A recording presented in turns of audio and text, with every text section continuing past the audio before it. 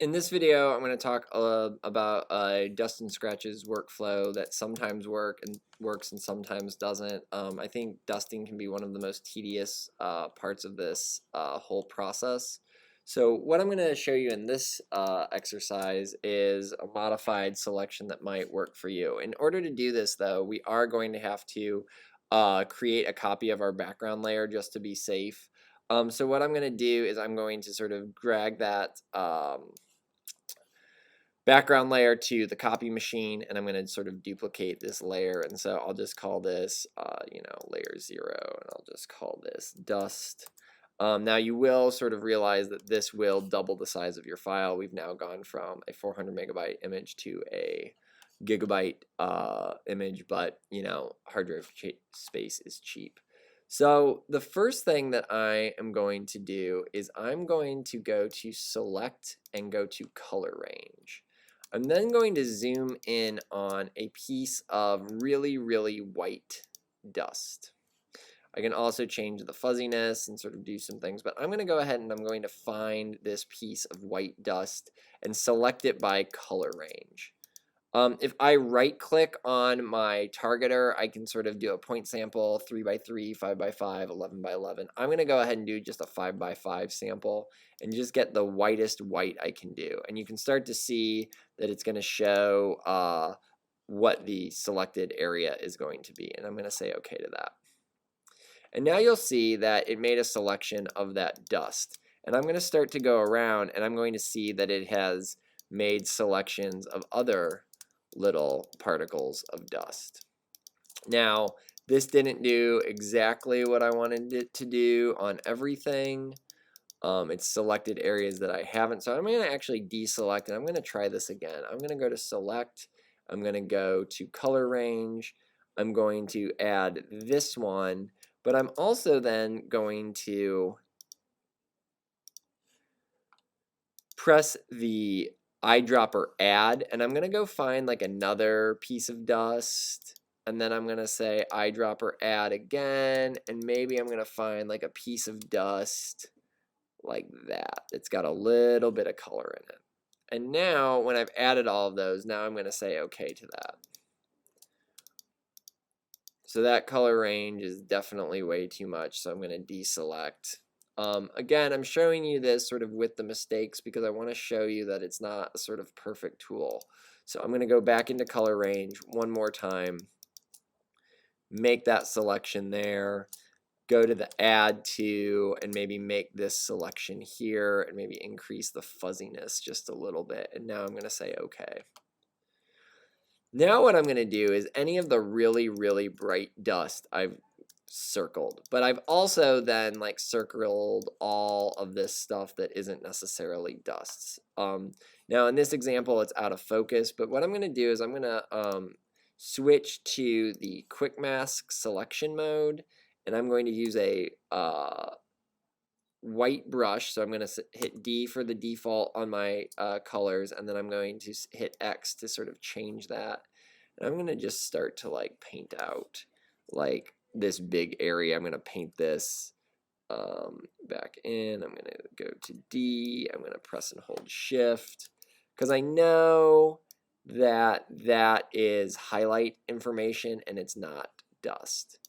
So I'm going to go into this, come back on that,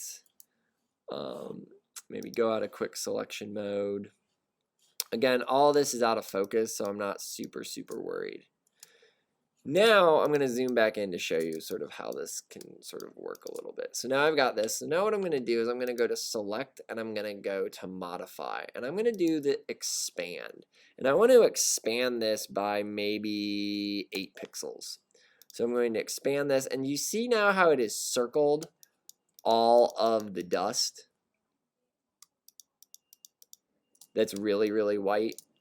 I'm then going to go back to select, modify, and I'm going to say contract, and I'm going to maybe bring it down, contract it by, I did 8, so maybe I'll contract back by 4 pixels, and now I've really sort of selected that.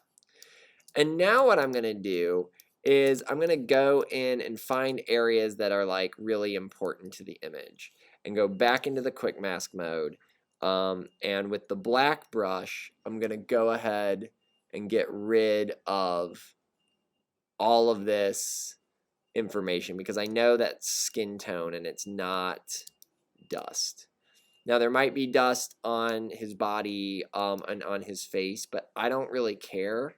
I'll go back and fine tune that.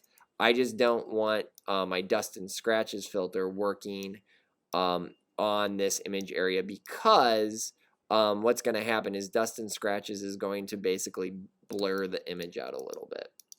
So I'm going to get rid of all of this area that is critical image area. And again, because I've got a shallow depth of field, I'm not so worried about the background sort of going a little out of focus because it's already out of focus. I'm just going to paint out the sort of image area that is him.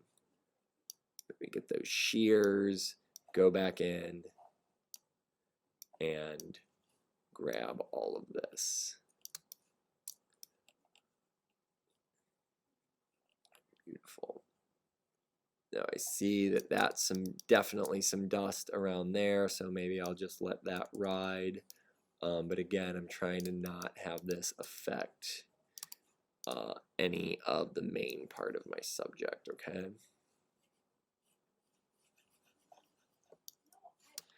I also see that that's rope, so I'm gonna sort of get rid of that. Maybe make my brush a little bit smaller, go through, get rid of that, get rid of that.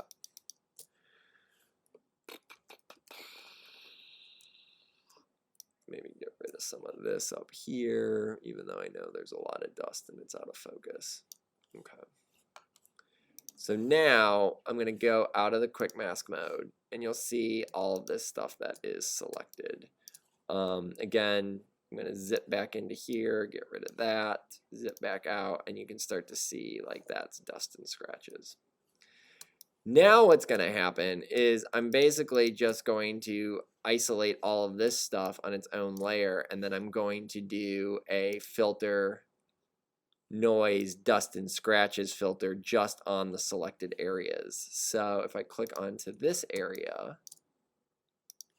and I run my dust and scratches, so maybe bring the threshold up and the radius up just to the point where everything disappears. So look at threshold 3, let's see, 2, 1.